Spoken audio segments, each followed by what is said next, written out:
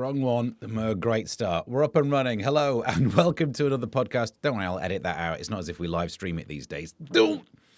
Hello and welcome to Stephen Allen, Almost Daily. Another look through today's newspapers, and we start every single day when I do this. I always think it's strange, the papers. The front pages aren't that exciting. The jokes are in the other stuff.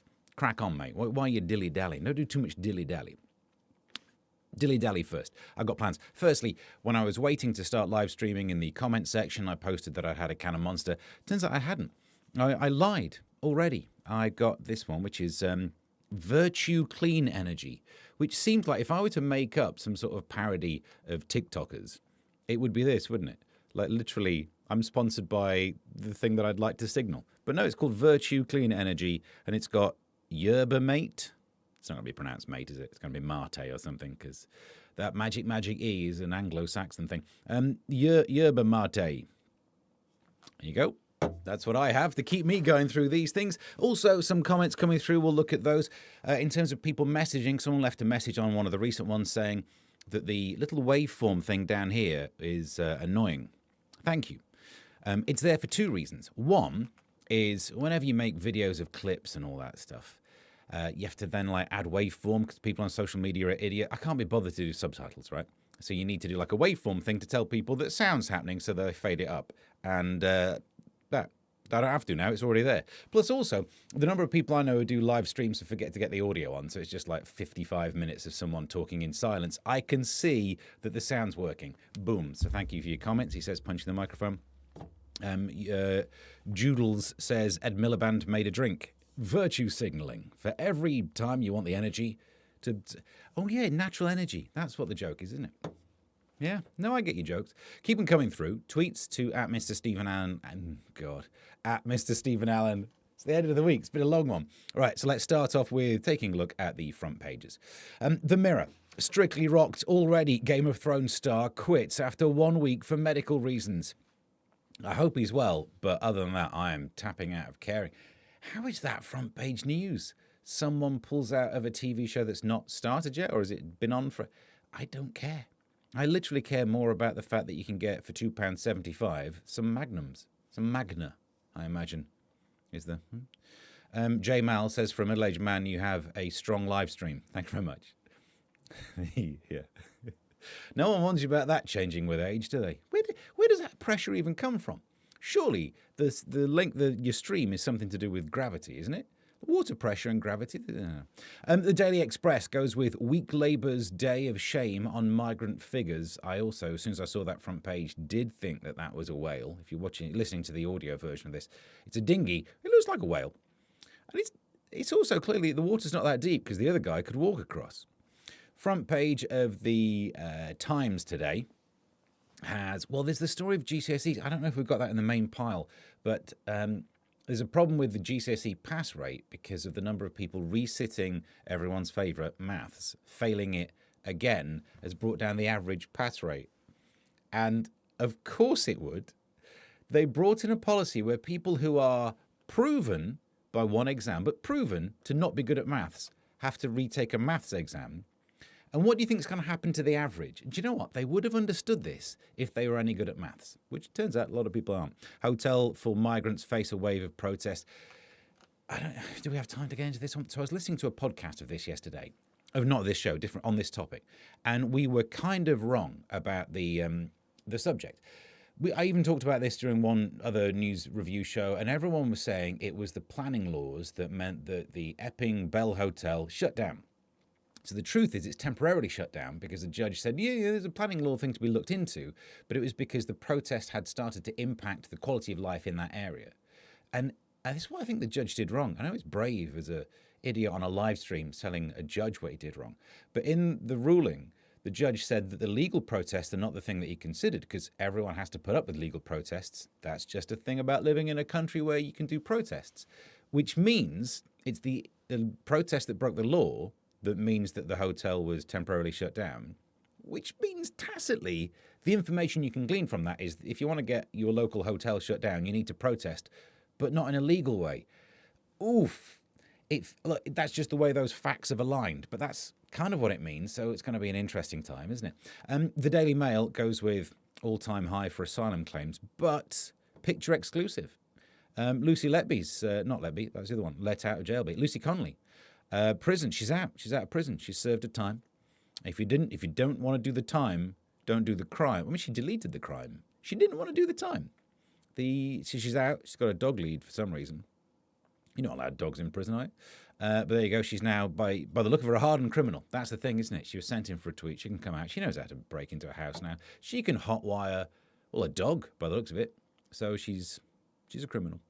But the front page of The Sun has the same story. The reason I saw this earlier on, and I did think riot tweet Lucy is the way they've described her. And it made me realise we use the word riot to describe people kind of in a joking, nice way. Oh, yeah, she's a riot. You can't say that about her, can you? It doesn't matter how fun she gets, how much she enjoys something at 1 o'clock on a Friday and then has a laugh. She's a right laugh. You can call her a right laugh. But if you say, oh, she's a riot, you're going to trigger her. She's going to be easily triggered. And then finally, for the front pages, The Telegraph, same thing about English and GCSE resits scrapped. We could fix this, by the way. What we could do is just get me to resit them or pay people who've previously passed. The problem is, people who failed English and maths resit them and fail it again. You should have seen it coming, right? But those of us who did pass a GCSE in English and maths, I've got a bit of spare time. I don't know what you'd have to pay me to do it, but not much. I'll have a crack at that, as long as it's not modular coursework. I'll sit an exam for you, though. A couple of hours work, drop me some minimum wage. Oh my God, I'm giving away too much information about what I would work for. But throw some living wage at me, 2 hours work, 25 quid or whatever that'd be. I'll sit an exam for you, especially the maths one. I think I'd fail the English. By the way, I've started today's show, wouldn't I? And then Britain facing an autumn of discontent is the least impactful headline I've ever seen. Because it's not a winter of discontent, Shakespearean. Summer of discontent seems like the summer of love, but when you realise it's not as good as you think, is it? It's not all it's cracked up to be, that nascent sex life. But the autumn of discontent is just, is that the end of the discontent? Now is the autumn of our discontent. So there's your front pages all sorted. Everyone's loving the jingles more than they're loving my content. So let's fire it. Let's get inside the news. There's your jingles. And there's the newspaper thing. Oh, I forget to move across. Thank you to the comment I had as well with someone was saying, when I put the newspapers down, let's get one, for example. You can't read it, especially if they're really small like that, right? Don't blame me. That's how it is in the newspaper. Well, guess what? We zoomed in. There you go. I've worked on zoom in technology. Zoom in technology actually happens. Yeah. So this story is saying that drinking too little water leads to high levels of stress hormone cortisol, according to a study by Liverpool John Moores University. And if you don't know by now that you're meant to drink more water, that's on you. Come on, we've lived our life always being told, oh, drink more water, make sure you drink water, get lots of fluids. What's wrong with it? Whatever's wrong with you, drink fluids. Do some exercise, drink fluids. They went through that weird phase as well. It could have just been my weird thing on TikTok when I used to do TikTok more. But for some reason, I went down an algorithm rabbit hole where there are some women being, are they called like mummy doms or something, where they just go like, make sure you drink. You should drink more fluids. And I didn't hate it. It's not, look, people might be into that for other reasons. Maybe that's what gets them off. It didn't get me off, but it was just really nice to have someone be nice, check that I was drinking enough fluids. I was drinking enough fluids because I've read the research. I've complained about this before, but I used to, I'll read that joke out in a sec. Thanks for your comments. I used to do this thing on an overnight radio show I used to do on 102.7 Mercury FM. And I noticed that in the Daily Mail health section, didn't matter what the ailment was, every time you read it, the advice was drink more water. Headaches, drink more water. Dry skin, make sure you drink more water. I can't remember the other ones, like if you've got a cough, drink more water. If you've got a pain in your ear, drink more water. Every single day, the advice was drink more water. And genuinely, the next day, I'm reading that out on the radio, and the story was like, diabetes, do you have the hidden symptoms? Have you found yourself going to the toilet more? Yeah, because you're telling me to drink water every day. So the Daily Mail was my original mummy dom. Is what I've just learned. Meanwhile, by the way, J Mal says Bonnie Blue gets lots of fluids. Yep. I've not seen that video because the internet won't believe that I'm 18. Honestly, I have to get age checked to buy flipping virtue signaling over here these days. Millions of Brits would rather spend time with their pets than their kids or partner, according to some obvious research that literally no one needed to do. Yeah, of course, because have you met people? Pets don't have ulterior motives, generally, do they? So, of course, pets are better. Also, the difference between your pets and your kids and your partner is that if your pets annoy you, it's frowned upon, but you can smack them on the nose with a newspaper or have them put down. You see, when that escalated, didn't it? But you see how there's a difference. I can understand how one is less stressful than the other. Also I didn't know what my take was going to be on this story, and I still don't, but an 85-year-old man was rushed to hospital with a light bulb stuck up his bum. What's the first question? What was the wattage? Was it screw fix or bayonet? None of those are the right question. I suppose the bayonet one would in some way be worse but more understandable because it probably says on the box, like, twist into bottom. I'm not sure how you do it. But that's, yeah. So apparently he had a light bulb in his bottom. The pensioner did not explain how it ended up there, but admitted that he had tried to prise it out with a screwdriver. Why would you try and get a... Men are the problem here, aren't we? If there's get me toolbox. Whatever the problem is, fetch me my tools. Medics delicately removed the bulb, still miraculously intact. Doctors suspect that it may have been an experiment gone wrong. Well, yeah, or he was trying to see up there. That's because it is quite dark. Famously, a part of the body referred to as a place where the sun don't shine. He thought, no worry, I'll fix this. What else we got? Oh, I like this one. In entertainment news, Pamela Anderson has said that she can't help but fall in love with Liam Neeson. Yeah, I get that. And I'm not Pamela Anderson. He's an attractive man. He's a tall man, because we know that women like tall men. Height counts for a lot, even if the bloke you're talking about is some quite bald guy who's lost his job on radio. He's still attractive if he's tall. And don't disabuse me of that notion. That's an important notion. But Pamela Anderson says she can't help falling in love with Liam Neeson. Of course, it must be great being in a relationship with Liam Neeson. Obviously, on the big level, if someone kidnaps you, he will track you down. That's good. Even on the smaller level, that must be nice. Kind of like, oh, darling, I can't find my keys. And he'll just rush into action with like, I don't know where they are. I don't know what they do, but I have a set of skills. I will find them and I will kill you. That last bit's too far, isn't it? Back it off. Also kind of in entertainment news, but in TV news, media news. The rest is media, or whatever that thing's called. A BBC boss says the telecorporation acted fast in the wake of the misconduct allegations against Greg Wallace. Yep, absolute bish bash bosh, job done. This is Kate Phillips, says, I think when complaints came to me about Greg Wallace, which was 2019, when I dealt with it, it was dealt with straight away. And you're right, it never came back to be a problem. That absolutely got that one sorted. Yep. I can't imagine the barefaced cheek of going, I think we dealt with that. It's like Neville Chamberlain saying that letter sorted everything out, didn't it? Also in the news. Judel says, please do your Northern Irish accent again. I don't think I did I? I think I went Welsh. I think we did the Welsh Taken.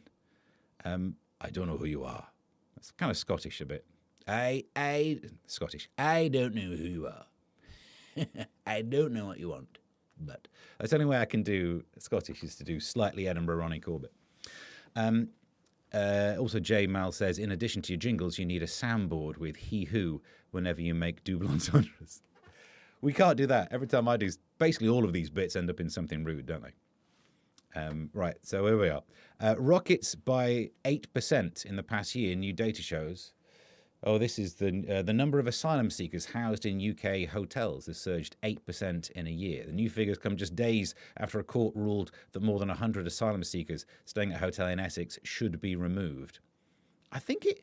this is why I clipped this one, because the sign that says no one is illegal.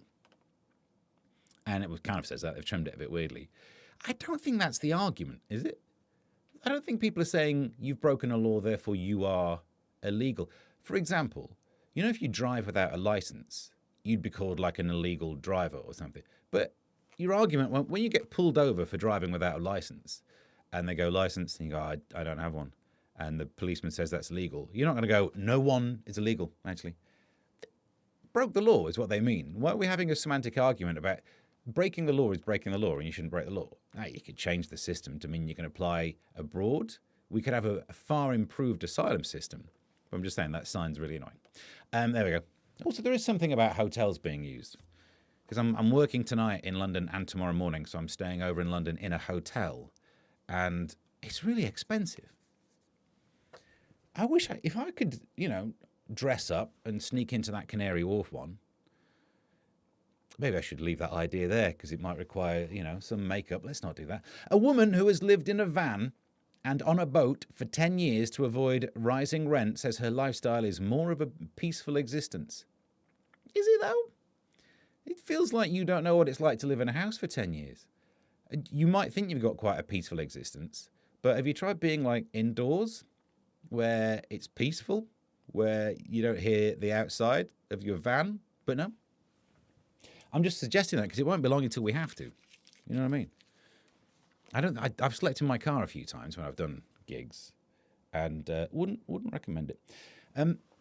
AI psychosis is in the news as well. We like talking about AI quite a lot on this show. People are suffering from AI psychosis. Microsoft's head of artificial intelligence has warned. Wrote on X that AI tools which give the appearance of being sentient are keeping him awake at night. Then that feels like that's... Have you tried the off button? You really shouldn't have your devices in the same room as you. Related to this, the rise of a condition called AI psychosis, where people rely on AI chatbots and then become convinced that something imaginary has become real. I thought a while ago, when AI gets stuff wrong, they call it hallucinations. And I think I said on an episode of this podcast, why are you trying to terrify us? Because if anything else makes an error, you call it an error. But when AI does it, hallucination. They're coming to get you. But I think they were right to call it that because it is terrifying. There are people who are believing the lies that AI said. There was one story of some guy who did something. I don't know what it was. Some sort of mathsy thing, right? And then AI tells him he's made a breakthrough in science that will revolutionize the world and we'll get free energy, or some kind of crazy plot to a film. And he keeps checking, going, no, I've not, have I? And the AI is doubling down on it. So he ends up like calling the Pentagon or some top scientists, top scientists, and they say, no, of course not. And the guy still ends up believing AI. So I know it's called AI psychosis. I don't want to feel harsh, but I am harsh. I think it's called having a weak mind. I think that's the thing. We're not suffering from AI psychosis. There are just some people who have weak minds. Speaking of which, a judge has been sanctioned for doing the old in his chambers. Something, his briefs. That's what the joke would be. This guy, Paul, was handed a formal warning for misconduct after he admitted to inappropriate and one-off encounter. The judge expressed shame over the act which took place 15 years ago. I think you should be allowed to get up to that stuff at work. Because... I think you should be allowed to nap at work. I think life is hard enough when you can't have a sleep. Also, where else are you going to do it, eh? Hey, says Jay. You're right. Briefs. Because then the only place when you can get up to some is going to be go to a hotel. And if there's one thing I've found out, it's really expensive unless you try and sneak into the Canary Wharf one. And if you do sneak into the Canary Wharf one, I'm not sure that's the kind of sex you're after. But at least you got options, I suppose. I'm going to have a fun night tonight, aren't I? You can keep me company on social media while I try and get through my night tonight. Fat jabs reduce risk of cancer. Weight loss jabs could lower the chances of cancer, say scientists. It's weird, isn't it, that they were invented to help out diabetes stuff. Found out that one side effect is just making fat people thinner, and we love that. I thought, sorry, little side note, Jay says, all rise. Yeah, that's the joke that I should have done. Judge having sex. Justice. No, forget it. So AI, no, weight loss jabs. They help with diabetes, then they make us thinner, and we all love that, don't we? But then they're doing loads of other stuff. They're linked to potentially lower chances of Alzheimer's. Now we're hearing lower chances of cancer. All of these stories, you think, oh, that's because being fat is linked to these conditions. But then often when you read down lower, the stats are even better than just losing the weight links. At some point, it's just going to happen, isn't it? They're going to find out that it's good for everything. They'll do a pill version, or they'll end up putting it in our water. And imagine that. You invent time travel, you go forwards 100 years, and everyone's just like banging hot. That's the AI. That's the story we want, isn't it? Not AI is going to kill us. Drugs are going to mean everyone is just banging hot. Brits really do love... Can I just do a side note on this? This is the stupidest story I've ever seen wasting paper in a newspaper. Brits really do love chatting about the weather. We know. We didn't need research in that, did we? It feels like even if we didn't, we could get... If that was a lie that we took... We could cope with that. I don't mind that being an absolute pile of BS that we believe about ourselves. There are worse things. But then it turns out, according to the Met Office, well, you little tinkers. Quite often you get a survey in a newspaper that says, you know, oh, this survey comes out according to a biscuit manufacturer that's trying to get their names in the papers to flog biscuits to you. Why are the Met Office trying to sell the concept of weather to us? Focus on predicting. We spend more than 2 years a day yakking about the weather, according to people who talk about the weather for a living. I get the feeling this is people who work at the Met Office not feeling sexy. And they're like, let's just do some research. And then, yeah, actually, we are really exciting and important, actually. So I'm putting that on one side. I'm doing a different rant about that later. Here's a warning, actually. There is already a pill version, says J Mal. My dad's on it for his diabetes. Did expect a rude joke from you there. This is the problem, Jay. Every other message you've done in the comment section has been some sort of phallic thing. And now I don't know if your dad's on some sort of phallic thing. Would it help him lose weight? I don't know. Stephen J says, a longer life according to last week's news. Are the fat drugs making us live longer with fewer ailments? And we're going to be banging hot in the future. That judge doesn't stand a chance. Does he know the one who got up to it in his chambers? In the future, he's going to be up against the bar. That's not rude. He's going to be taking down his particulars. Oh, back to it later. So look at this thing. In fact, let's use the zoom in function. Look at this thing. This is this new... They're called blue dragons. They're called Glaucus atlanticus. Holiday makers have been banned from going in the sea over the killer blue dragons. Red flags went up on a 7-mile stretch of a beach in Spain because of the rare sea creatures which have a potentially fatal sting. Life is terrible. What have you done to us? That's one of the most beautiful things I've ever seen. Of course, if you were swimming and you saw that, you'd be like, I'm going to pick that up. That's probably a brooch, isn't it?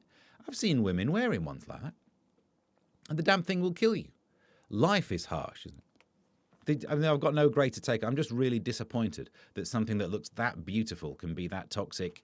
Insert joke about an ex. Turns out I did have a joke about it after all. Beautiful, and yet will leave you reeling in pain. I've still got a number if you want. Jenrick. Robert Jenrick's in the news. Shadow Justice Secretary Robert Jenrick raised the Union flag. Basically, he was in Newark. And there's a whole lot of stuff about flags going up. Operation Raise the Colour. If you want to read my thoughts on it, it's on Substack. There's a clip. I really should post it on social media from Talk TV Radio yesterday, where I was on there. This guy, though, he gets a bit of flack for always trying to do these publicity stunts. And I think I've got sympathy for him because Kemi Badenoch's not doing these publicity stunts, and we keep forgetting who she is, what job she's got, how to pronounce her surname, because she doesn't realise that it is a publicity thing now. It's a popularity contest, isn't it, being in politics, sadly. And their main competitors in the Tory party, it is Reform. So he's trying to compete in terms of publicity against Nigel Farage, who's got his own TV show. So maybe he's allowed the odd publicity stunt every so often, the odd Dark Knight Rises, you know, he's fighting people at Stratford Tube Station. If anything, it's difficult not to fight people at Stratford Tube Station. I don't know when was the last time you went there. It happens. Also, he's up on a ladder affixing a flag to a lamppost in Newark. No one ever talks about how short Robert Jenrick is. I bumped into him a few times. Didn't even notice him. Kidding. No, I bumped into him a few times in the studio, and He's not a tall man. And I tell you who else is short, Keir Starmer. We never mention this because of Rishi Sunak. He became the punchline about short politicians. These guys are like an inch or two higher than Rishi Sunak, and yet we don't mention it. And sometimes there's rumours that they wear built-up shoes. This guy's up a ladder. That's how short he is. He only wants to be photographed up a ladder. It's not even about, it's just a random chance that the flag was there. He's up a ladder so he looks taller. You see? Facts. Wrong one. Don't want to zoom in on that. You can see my table. Do you like my table, by the way? This is my desk that I've had this since like the year 2001. Stressed out. I bought this table from IKEA in Wembley. I remember it well. And it's travelled with me in every place I've lived. Stressed out Brits don't relax on holiday until they're 6 days in. That's a tricky thing, isn't it? Because holidays aren't often that long. That's some bad stats. This is what happens in a nation where no one can pass a maths GCSE. By the way, I'm off on holiday next week. In the old world of media that I used to work in, they always used to say you don't say when you're going on holiday. You just like disappear. Your temporary person comes in, and when you come back on radio, you do jokes about being on holiday. It's because people know that you're not at home. You might get burgled. No one, there's nothing worth nicking. I even work on a desk that I've had since like 2001 from an IKEA. No one's going to try and nick all my stuff. But yeah, not here next week. Off on holiday. I'll tell you where I'm not going on holiday. This place. Donald Trump has demanded the 700-mile US-Mexico border wall is painted black in order to make it too hot for migrants to climb over. There's a picture that the newspaper went with. Using painting black technology, doing a Rolling Stones, I believe they call it. And I guess it works because it's quite sunny there. Black stuff will get hotter, so it would be hot to the touch. So that would stop people climbing over it as long as the migrants haven't developed some sort of glove technology. If they get their hands on and indeed in that, you might be. This is like in the old days when he was talking about, we're going to build a wall, big wall, great wall, the best wall. You can't get over it unless you got a ladder. Yeah, if you get a ladder, you can climb over things. If you've got a ladder, you're probably not touching the hot part of the wall. Not that I want to give people advice on how to do that. This guy, right, there you are, in entertainment news. The co-founder of British rock group Supertramp has been told he must give a little bit to his ex-bandmates. Roger Hodgson must cough up a share of the dosh. He stopped paying them. Basically, it's some rights thing. And obviously, you would end up doing that joke. Supertramp is about 3 songs that you know that they did. Breakfast in America does not make any sense, does it? Give a little bit. That's what he's going to end up having to do because he has to share the money. If you think about it, it is logical. When I was young, I don't know why I'm so proud of that. The internet did not need that joke put it out there. Bedbugs have infiltrated the government. Officials have spent nearly £150,000 removing pests from the government. These people were told to go in there and remove anything that seems like some parasite, some annoying, irritating little horrible creature. I'm amazed there are any politicians left. 2 stories left. And maybe this one first. Dame Helen Mirren, there she is. Dame Helen Mirren is a speed demon and says that she could have been a competitive racing driver. Look, I don't know that she is or isn't. I do think that I could probably beat her in a time trial race because she's 80 and her having to do that eye test first is going to slow her down, isn't it? Just because recently we had the news story about if you're over 75, is it, that they'll have to do regular eye tests. And great. But then, I mean, she can also afford a better car than me. She will easy. I'm still driving a crappy Igo. She would beat me in a race. I got a desk from an IKEA and I drive a crappy Igo. Life, not what one planned. And finally, for the news, we'll take a little look at the comments as well in a sec. So keep my comments coming through. Finally, for the news, a drone came so close to colliding with a passenger jet that it covered the pilot's view from its windscreen. And this is near Heathrow, where all the problems are. Look, part of this story is a good news story. some flights took off. The IT was working at least once during whatever period this was recorded in. Do you know what worried me the most about this story? How much are pilots eyeballing stuff out the front window? It feels like if you're driving a crappy iGo, I pay attention to what's happening at the front because I could slam the brakes on. Can't really do that in a plane, can you? You would have thought they would use their devices a bit more. It feels... How much are they eyeballing everything with a big plane before they come crashing in? Okay, well, only slightly terrifying then. So that's your news sorted. Any messages you want to get in touch, you can send them to at Mr. Stephen Allen on social media for tweets, threads, Blue Sky, Getter, Truth Social, Instagram, TikTok, also Substack, at Mr. Stephen, YouTube. I think that's about it. Subscribe to the audio version of this as well if you want an easy-to-find way of doing that. And what we got there. Stephen J. says, if there's a drone that can fly as fast as a jet, I want it. You should send it over to that there Ukraine. Kick some bottom over there, couldn't you?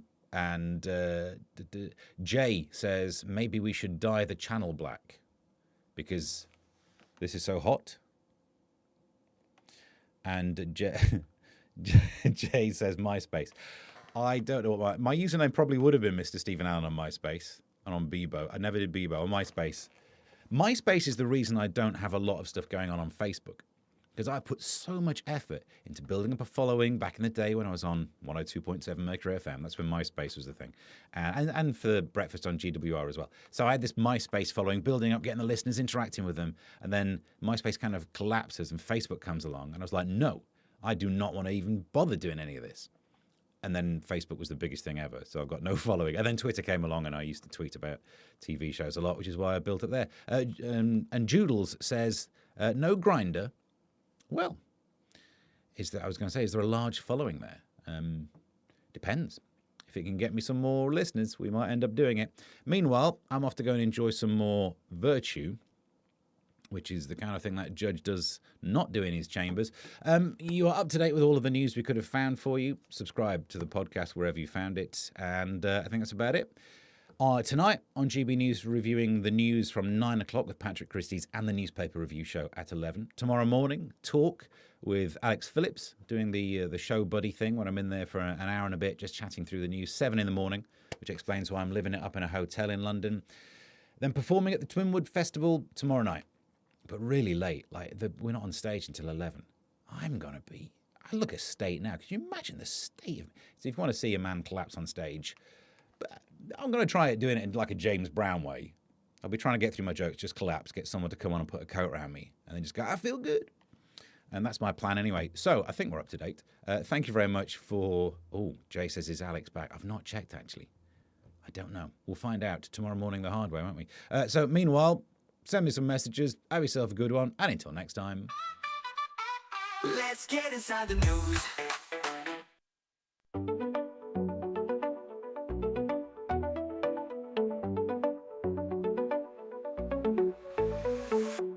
Here comes the news with a twist and a grin. Stephen Allen diving in again. Almost daily, but always sharp. He'll hit your brain like a lightning spark. Stephen Allen, almost daily. Laughs and facts, served up plainly. Your dose of wit